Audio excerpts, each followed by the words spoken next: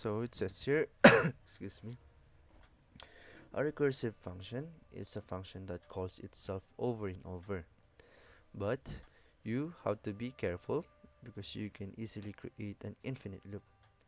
That's where the base case comes in. The base case is when the function stops calling itself and it is a good idea to write it first. Since your countdown function will count down from a given number to 0, the base case is when the number parameter is equal to 0.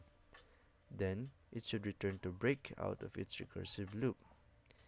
Use if statement to check if number is equal to 0. So if number is equal to 0, so if it is, use the return keyword to break out of the function. So your countdown function should have an if statement that checks number to 0. I forgot that we should use a strict operator.